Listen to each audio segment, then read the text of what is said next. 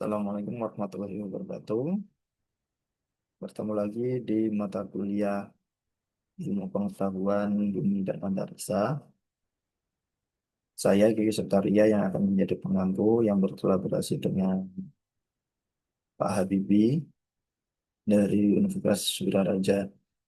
Hari ini pertemuan pertama saya yang akan melakukan pembelajaran terkait penyampaian konsep dan materi terkait struktur, dinamika, geosfer, serta keterkaitannya dengan bencana alam.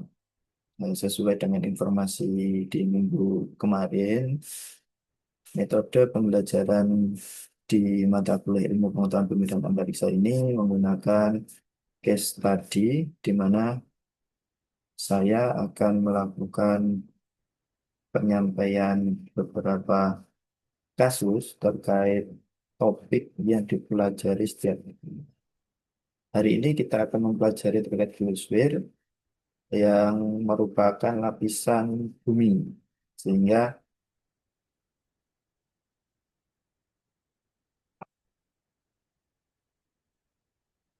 studi kasusnya yang pertama yaitu terkait gempa bumi di wilayah pesisir. Kita tahu sendiri bahwasanya gempa bumi ini sering sekali dirasakan atau dialami oleh masyarakat Indonesia.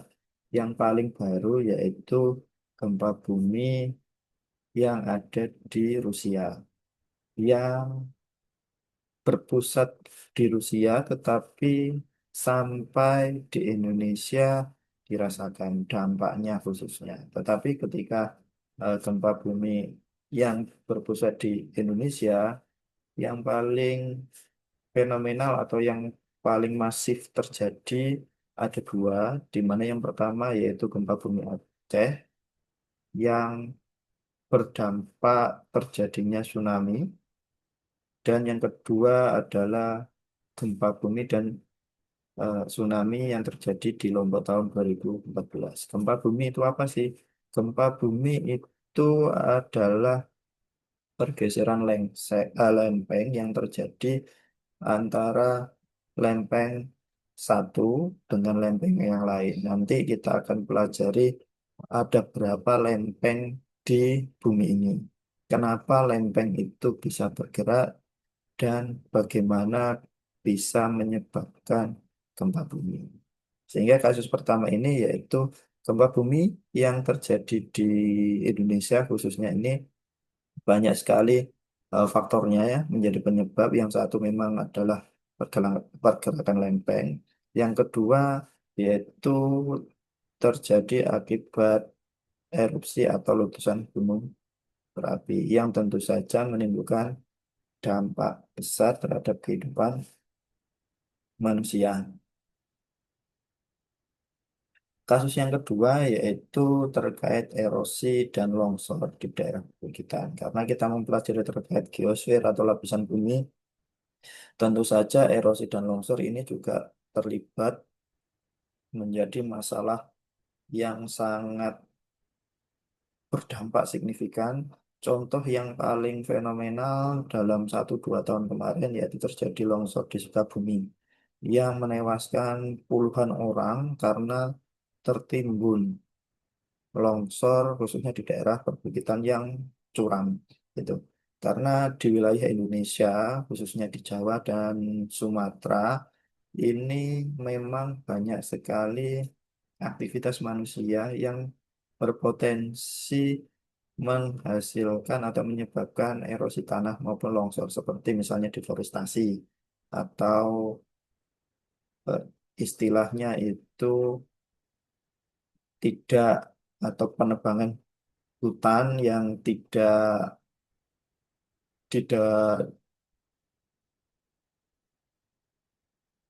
penebangan hutan yang tidak diberi reboisasi, kemudian memperparah terkait misalnya penanaman tanaman atau pohon-pohon dengan kualifikasi akar yang tidak sesuai di daerah perbukitan. Karena misalnya akar-akar tumbuhan yang memiliki kekuatan yang tidak kuat itu disarankan tidak ditanam di daerah lereng untuk menahan ketika adanya erosi tanah atau longsor tanah itu terjadi dan menimbulkan banyak kerugian.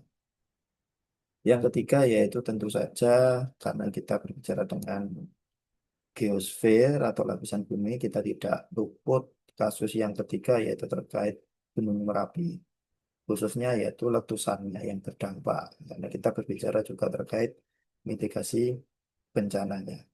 Eh, Bencana yang paling fenomenal terkait gunung berapi ini, khususnya saya beri kasus yang terjadi di daerah Yogyakarta pada tahun 2010 yang lalu, di mana ketika gunung berapi itu aktif, minimal mengakibatkan ratusan atau ribuan orang yang ada di sekitar gunung berapi itu mengungsi. Ketika tidak mengungsi, nanti bisa menimbulkan korban jiwa.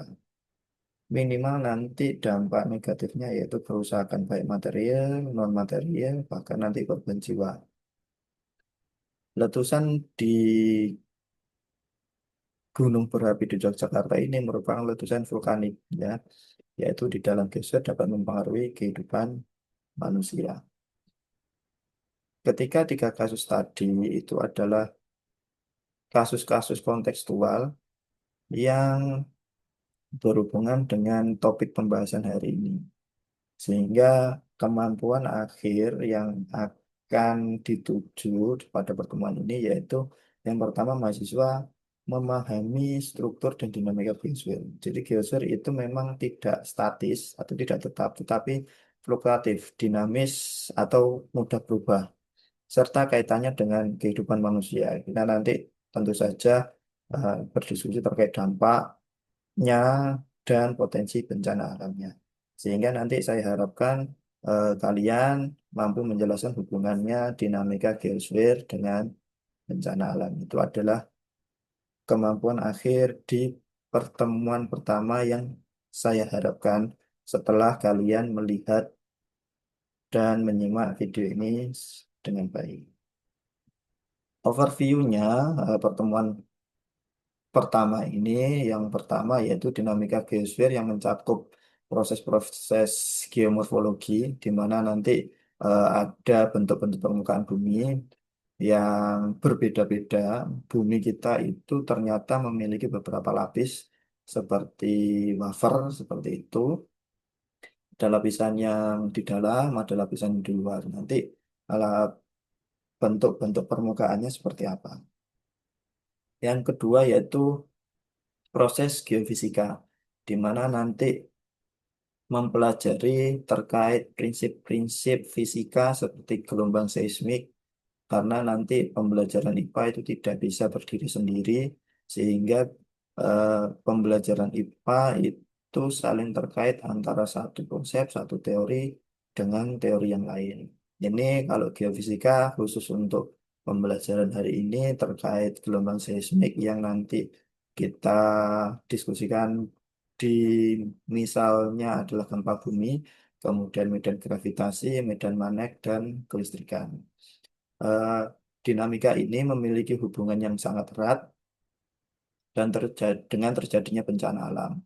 Proses-proses ini melibatkan interaksi antar berbagai komponen yang ada di bumi ini, baik di atmosfer, kemudian di hidrosfer atau di lapisan air, kemudian di biosfer, lapisan di permukaan bumi, litosfer, yang dapat memicu berbagai jenis bencana alam. Jadi bencana alam itu memang kita nanti tidak bisa memprediksi kapan terjadinya, tetapi bencana alam itu nanti bisa kita minimalisir dampak negatifnya.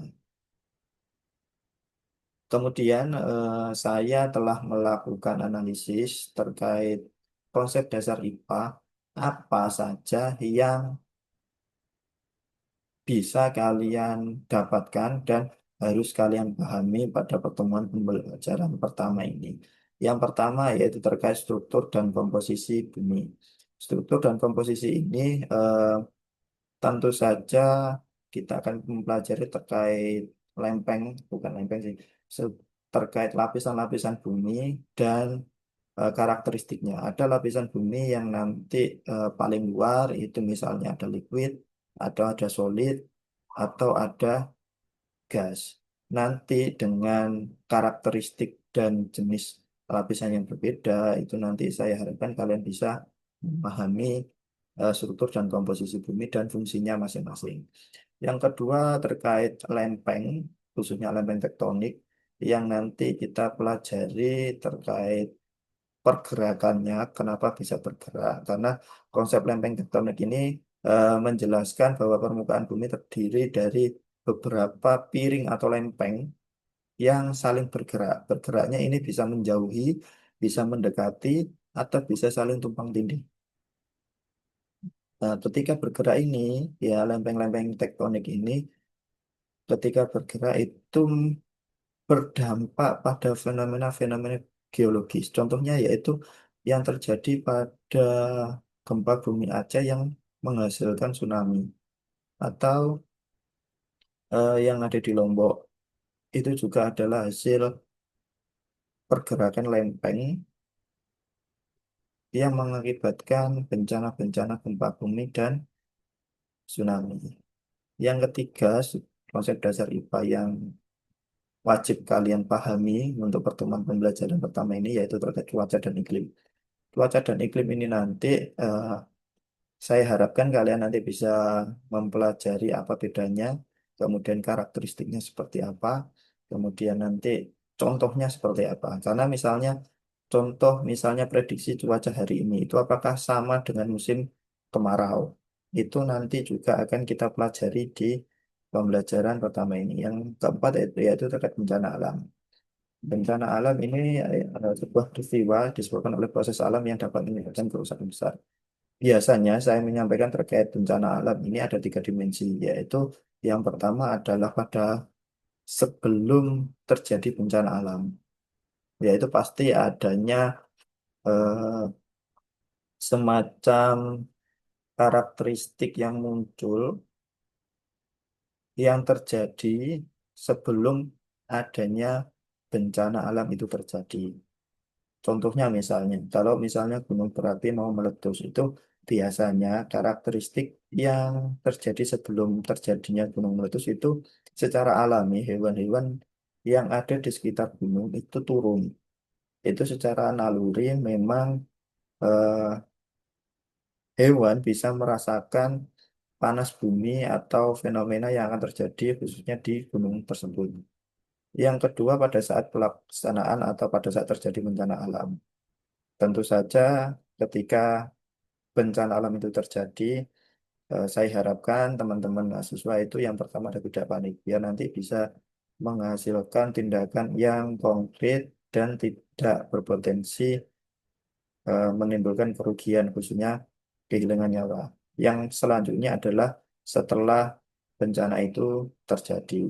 Setelah bencana terjadi, ini juga sangat penting di mana recovery dan juga antisipasi bencana lanjutan. Contohnya ketika misalnya terjadi bencana gempa bumi, ketika bencana gempa bumi itu menunjukkan skala yang sangat tinggi kerusakannya, misalnya lebih dari 7 skala Richter, itu pasti nanti akan ada potensi bencana susulan, baik berupa gempa bumi susulan maupun nanti tsunami yang berpotensi terjadi di daerah itu. Jadi itu adalah konsep dasar untuk pembelajaran hari ini. Kita masuk lebih dalam yang pertama terkait lapisan bumi. Lapisan bumi ini terkait yang pertama yaitu litosfer atau kerak bumi.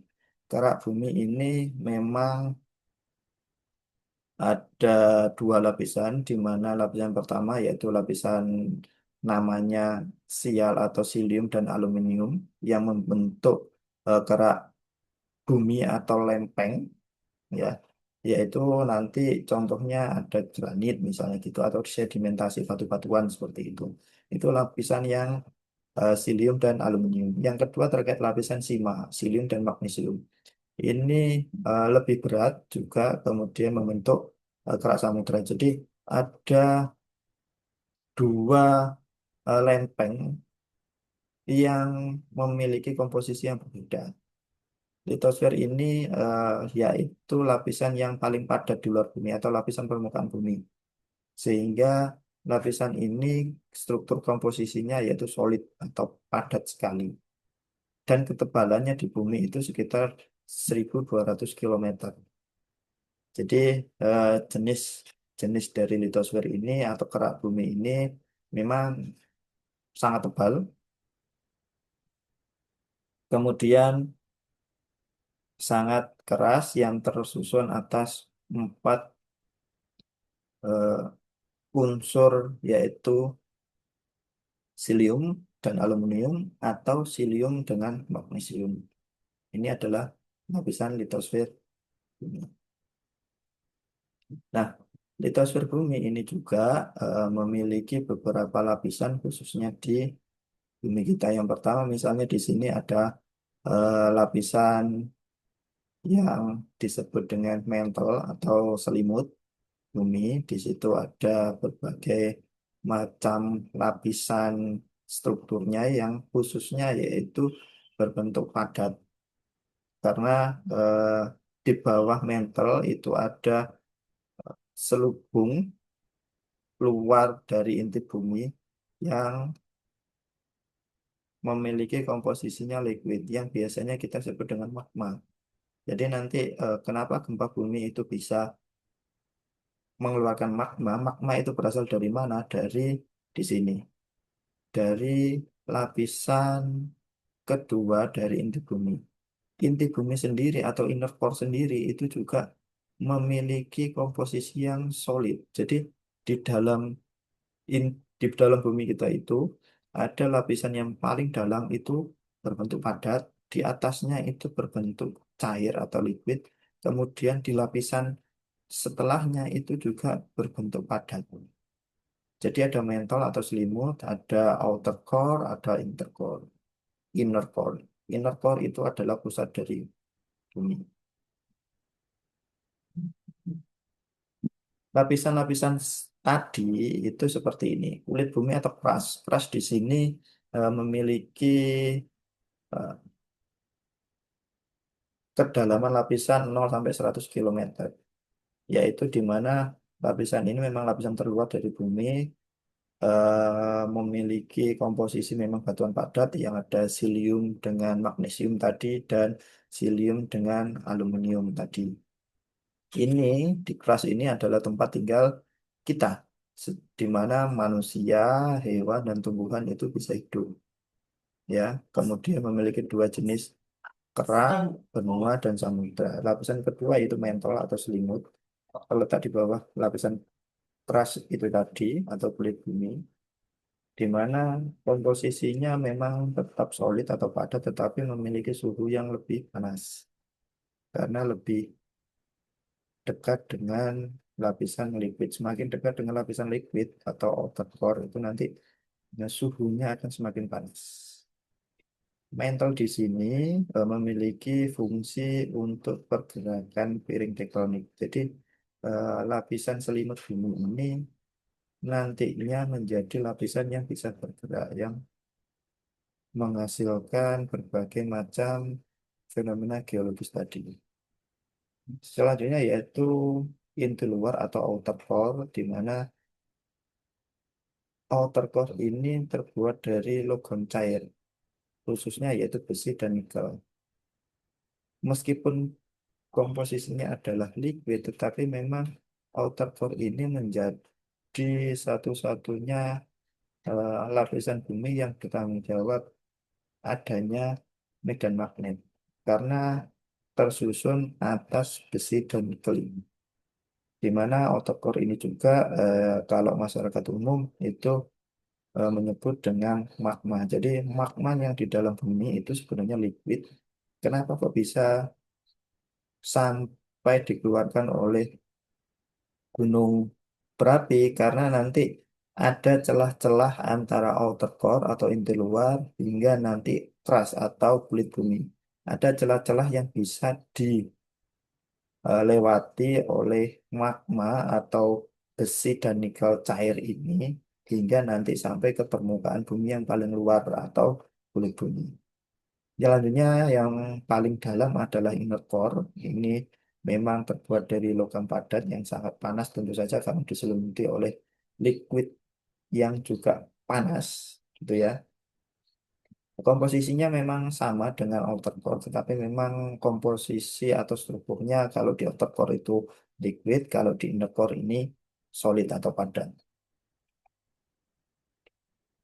Contoh di batuan-batuan yang ada di litosfer ini, ketika saya menyampaikan di sini ada dua, yaitu batuan beku dan batuan sedimen. Batuan sedimen atau batuan beku ini memang memiliki manfaat yang berbeda-beda. Contohnya misalnya batuan beku ini lapisan dalamnya itu biasanya berkomposisi yaitu granit. Granit itu bisa banyak manfaatnya seperti lantai, kemudian eh, umumnya ya memang lantai saja sih di granit, tapi nanti ada banyak manfaat selain digunakan untuk lantai perumahan.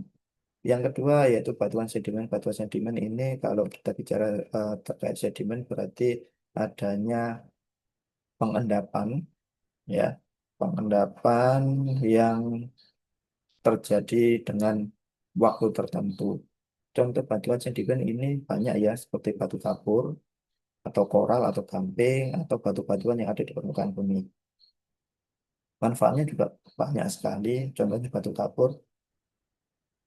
Batu kapur paling umum di daerah sekitar masyarakat ini banyak seperti untuk sebagai penimbun lapisan sebelum membangun rumah, misalnya seperti itu. Koral juga sama saja sebagai eh, salah satu komponen dalam membangun fondasi rumah. Yang selanjutnya adalah batuan metamorf ya.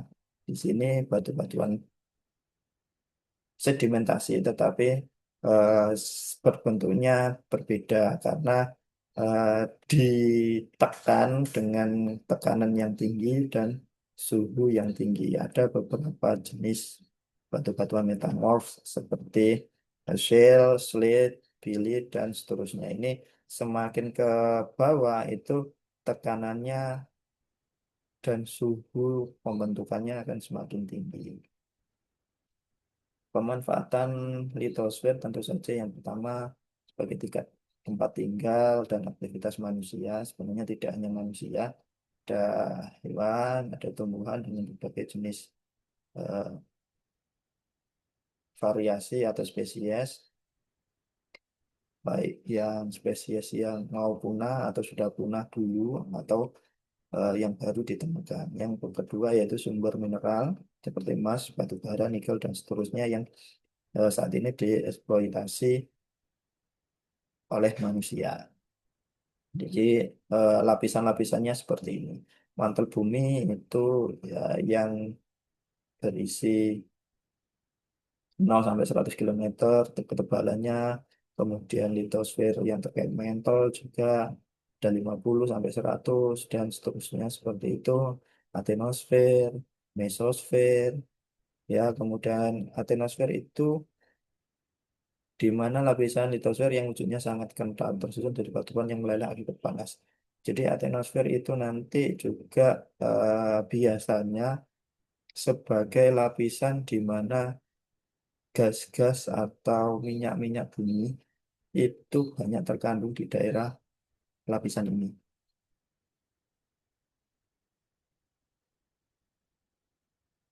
Yang selanjutnya adalah lempeng tektonik. Lempeng tektonik ini dapat menjelaskan bahwa permukaan bumi terdiri dari beberapa lempeng besar atau piring besar yang bergerak. Pergerakannya ini ya dapat menyebabkan berbagai fenomena geologis. Contohnya yang pertama gempa bumi. Ketika beberapa lempeng, minimal satu lempeng itu bergerak atau dua bahkan bergerak satu sama lain, bisa saling mendekati atau bertabrakan atau saling menjauhi. Ketika bertabrakan, itu juga bisa menghasilkan gempa bumi karena energinya sangat besar. Dan lapisan kulit bumi atau crust itu tadi atau mantle itu tadi ketika bergerak memang di atas lapisan itu tadi bisa merasakan pergerakannya, yaitu disebut dengan gempa bumi.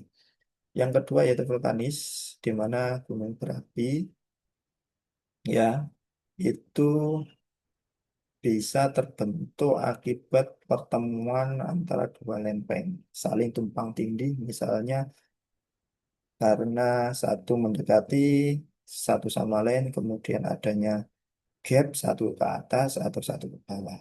Itu juga nanti bisa menghasilkan sebuah gunung yang memiliki celah sampai ke inner core, outer core yang memiliki lapisan komposisi yang liquid, sehingga magmanya bisa keluar. Yang ketiga itu pembentukan pegunungan akibat pergerakan lempeng tadi. Ya, contohnya ini yaitu Pegunung Himalaya.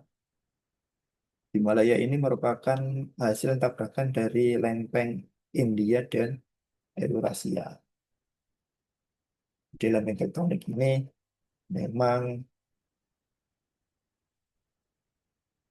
di dunia itu ada beberapa. Yang pertama misalnya lempeng Pasifik, kemudian lempeng Indo-Australia di daerah kita itu Indo-Australia. Biasanya pergerakannya dengan lempeng Pasifik atau lempeng yang ada di Asia. Itu sehingga kita memang banyak sekali fenomena gempa bumi yang terjadi di kehidupan sehari-hari kita.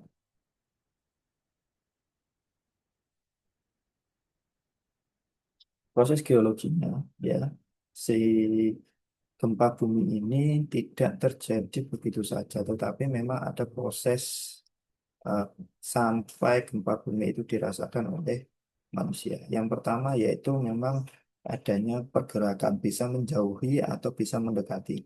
Contohnya yang saya tampilkan di sini adalah ketika ada dua lempeng yaitu lempeng Hindia dan Indo-Asia yang saling mendekati. Yang satu bergerak ke kanan, yang satu bergerak ke kiri. Ketika dua-duanya ini bertemu, ya, menghasilkan tumbukan, nanti salah satu lempeng ini akan namanya bergerak ke atas atau ke bawah dengan melepaskan energi dari tumbukan itu yang sangat besar. Kita pelajari bahwasanya tumbukan itu ada beberapa. Yang pertama yaitu tumbukan lenting sempurna atau tumbukan tidak lenting sama sekali atau tumbukan lenting sebagian.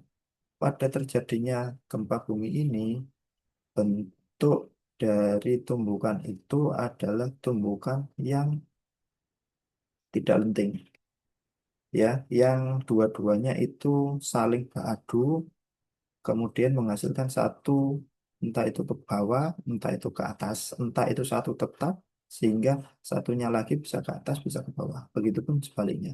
Ketika proses tumbukan ini menghasilkan energi yang sangat besar.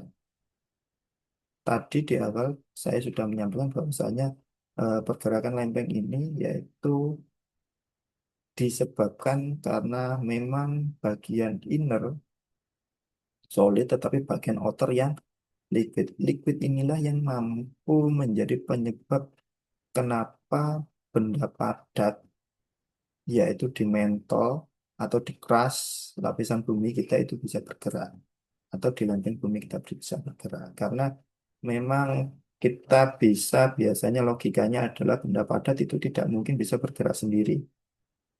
Harus ada energi yang lain yang bisa menggerakkan. Nah, energi lain ini yang menggerakkan adalah di outer itu. Yang ketiga terkait cuaca dan iklim. Cuaca dan iklim ini memang dua konsep yang mirip tetapi sangat berbeda. Contohnya di sini adalah kalau cuaca itu kondisi di atmosfer yang memiliki durasi yang sangat pendek. yang disebabkan karena suhu, kelembapan, dan curah hujan. Ya, karena terjadi dalam waktu yang pendek ini, cuaca itu bisa saja cepat berubah. Contoh misalnya, BMKG memprediksi cuaca di Lamongan pada jam 9 sampai jam 10 pagi hari ini itu hujan. Tetapi prediksi itu bisa benar, bisa salah. Kenapa? Karena memang itu cuaca. Yang menjadi bisa benar dan bisa salah adalah nanti itu adalah suhu, kelembapan, dan angin di daerah itu. Lebih dalam lagi nanti kita akan mempelajari terkait eh, bagaimana angin itu terjadi dan bagaimana angin itu berdampak pada cuaca dan iklim. Itu adalah cuaca. Yang kedua, iklim. Iklim ini lebih kompleks daripada cuaca, di mana iklim merupakan pola cuaca itu sendiri yang terjadi di jangka waktu tertentu. Contohnya yaitu misalnya di Indonesia itu memiliki dua musim, yaitu musim kemarau dan musim penghujan. Musim kemarau itu biasanya memang ada jangka waktu tertentu sendiri, misalnya 6 bulan. Misalnya dimulai dari bulan Juni ini hingga ke bulan November itu musim kemarau. Musim penghujan berarti di Desember sampai di Mei. Seperti itu. Jadi ada waktu tertentu yang lebih lama dibandingkan dengan cuaca. Kalau cuaca itu bisa dalam waktu beberapa jam saja bisa berganti. Nah, saya sampaikan di sini terkait perbedaan dari cuaca dan iklim. Secara definisi memang cuaca itu kondisi atmosfer dalam jangka waktu yang pendek, tetapi kalau iklim itu jangka waktu yang panjang durasinya. Kalau cuaca itu bisa dalam beberapa jam atau beberapa hari itu bisa berubah. Tetapi kalau iklim itu eh, rata-rata itu selama 30 tahun atau lebih itu baru bisa mengalami pergeseran atau perubahan. Misalnya dari Januari ke Februari itu bergeser 1 bulan. Gitu. Kalau sekarang ini iklim dan cuaca itu dua-duanya tidak bisa terprediksi secara pasti karena banyak faktor utamanya yaitu terjadinya pemanasan global. Kemudian terkait variabilitas yaitu terkait di cuaca ini sangat bervariasi dan dapat berubah dengan cepat.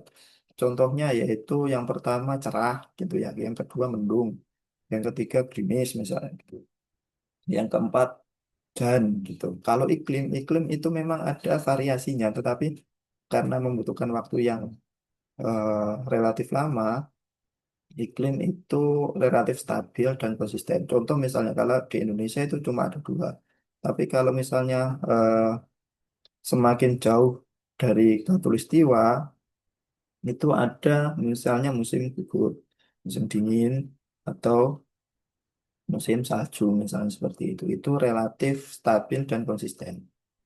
Selanjutnya terkait pengukuran, ketika cuaca itu diukur melalui alat-alat yang seperti termometer, kemudian barometer dan anemometer yang bisa diketahui dengan pasti dan cepat. Karena tadi kondisi atmosfer dengan jangka waktu yang pendek sehingga butuh pengukuran alat ukur juga yang cepat. Tetapi kalau iklim diukur dengan data statistik dan analisis dalam waktu yang relatif lama. Karena memang memerlukan waktu analisis yang lama. Kemudian elemennya, elemen dari cuaca yaitu yang pertama suhu, kemudian kelembapan, curah hujan, angin, tekanan, dan atmosfer. Kalau pada iklim itu biasanya rata-rata suhu. Jadi pakai rata-rata kalau di iklim. Kalau di cuaca memang langsung suhu, cuma satu karena sekali saja. Karena bisa berubah sewaktu-waktu. Hitungan menit, hitungan jam, atau hitungan hari. Tapi kalau iklim karena waktunya relatif lama itu di rata-rata dulu. Contohnya misalnya hujan lebat hari ini, suhu hari ini diperkirakan 30 derajat Celcius. Kemudian ada angin kencang gitu. Kemudian kalau di iklim, contohnya ada iklim tropis dengan curah hujan yang tinggi sepanjang tahun, misalnya seperti itu. Faktor yang mempengaruhi cuaca, ya pertama yaitu waktu, lokasi, dan kondisi atmosfer saat itu. Karena ini bisa cepat berubah cuacanya. Misalnya pada daerah tertentu itu hujan, dan sebelahnya itu tidak. Itu cuacanya memang sangat-sangat bisa perbedaannya sangat signifikan seperti itu. Karena memang waktu dan lokasi dan kondisi atmosfer di daerah itu yang menentukan. Tapi kalau iklim itu tidak sesederhana itu. Faktor yang mempengaruhi iklim yang pertama yaitu letak geografis. Misalnya di daerah Katulistiwa yang banyak menerima sinar matahari, kemudian ketinggian daerah tertentu, kemudian arus laut dan pola angin seperti itu. Dampaknya ya saya pertama ketika cuaca itu dampaknya bisa mempengaruhi aktivitas sehari-hari. Seperti misalnya kalian mau berangkat ke kampus untuk kuliah misalnya itu pada saat itu sedang hujan itu cuaca. Tapi kalau iklim itu mempengaruhi lebih kompleks, yaitu terkait ekosistem, ya, kemudian pertanian dan perencanaan kota. Fenomena geosfer berdasarkan unsur ketika di atmosfer ini ada musim, cuaca, aurora, dan fatamorgana.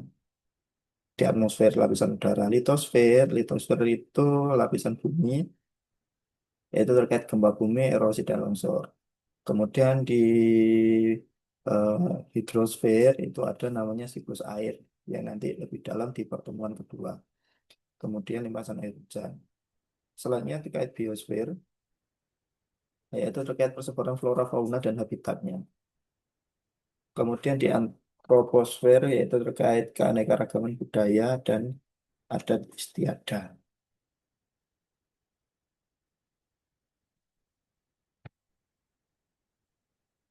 Selanjutnya bencana alam. Bencana alam ini memang peristiwa yang melalui proses alam yang menyebabkan kerugian atau potensi kerusakan yang sangat besar. Beberapa jenis bencana alam ya ada misalnya di situ ada gempa bumi, ada tsunami, ada banjir. Gempa bumi paling umum yaitu terjadi karena getaran yang terjadi karena pergerakan lempeng.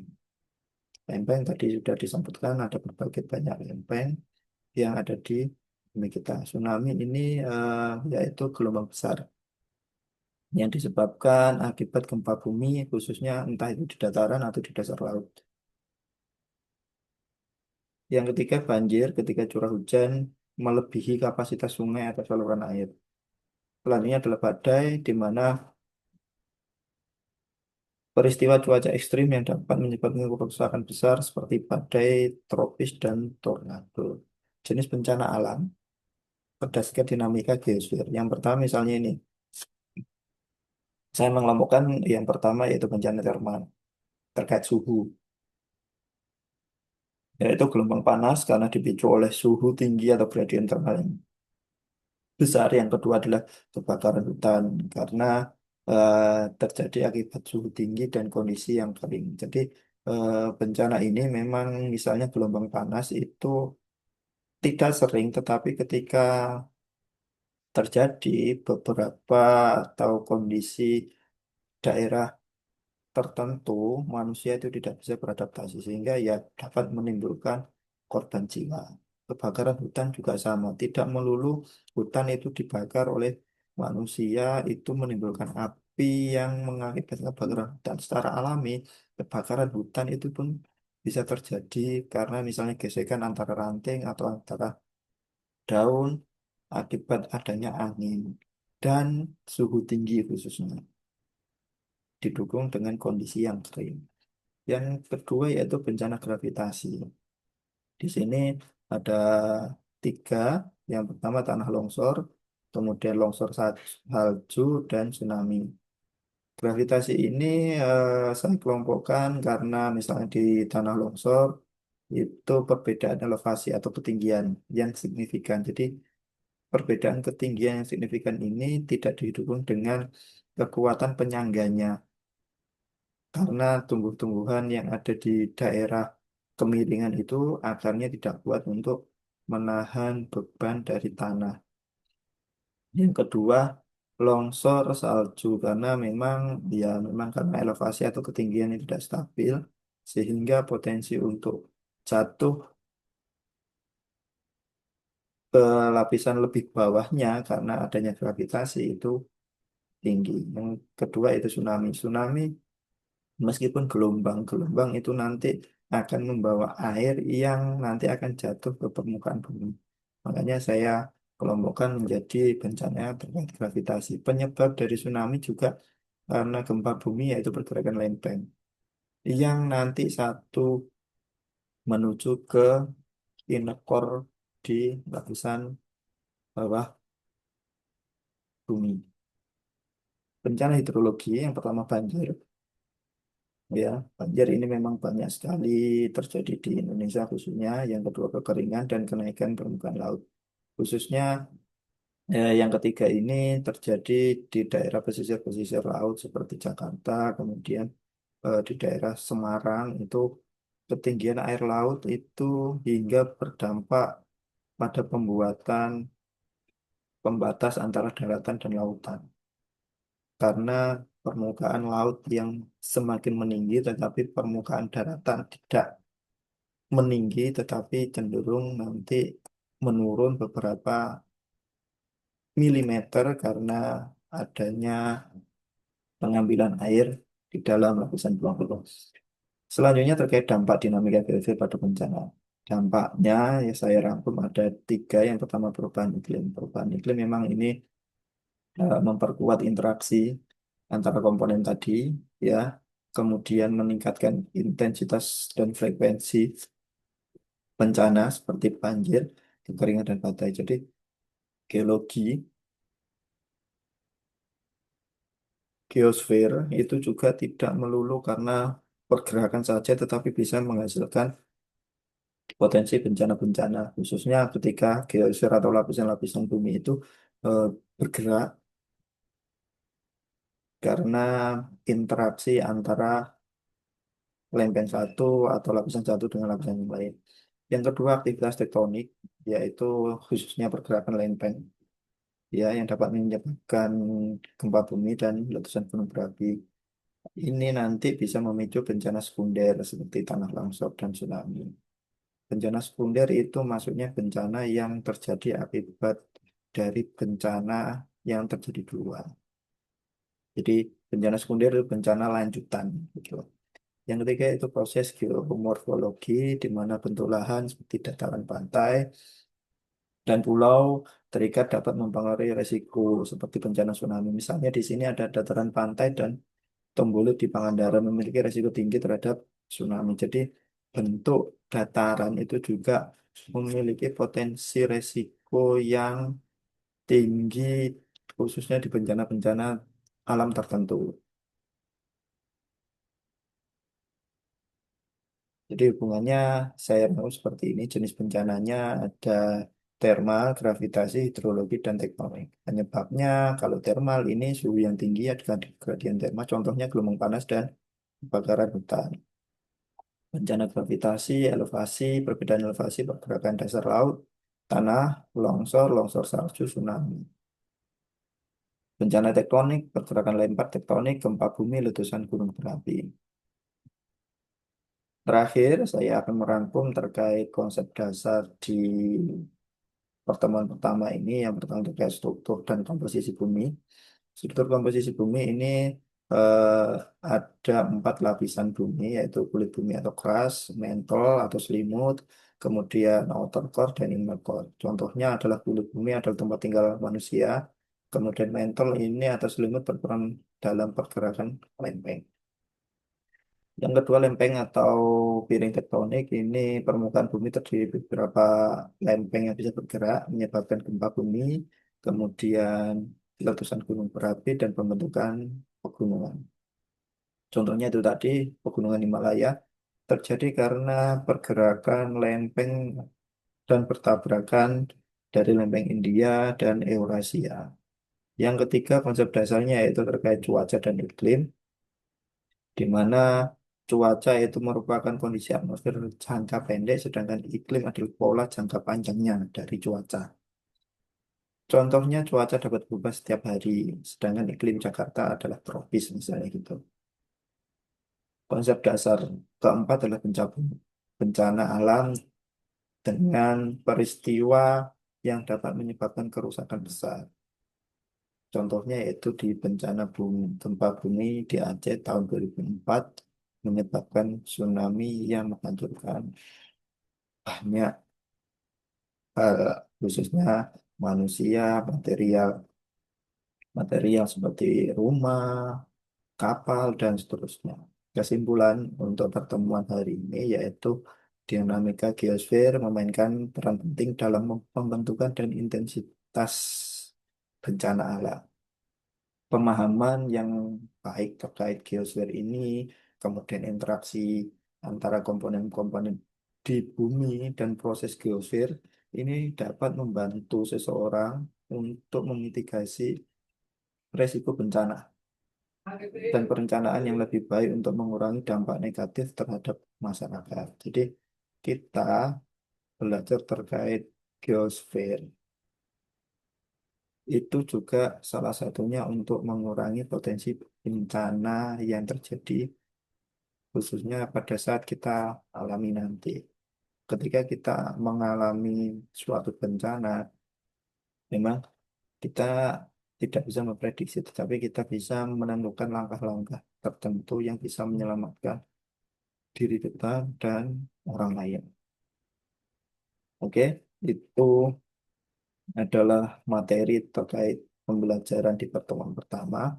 Pada pembelajaran pertemuan pertama ini, silahkan setelah materi ini ada namanya tugas yang nanti akan tersemat di LMS masing-masing.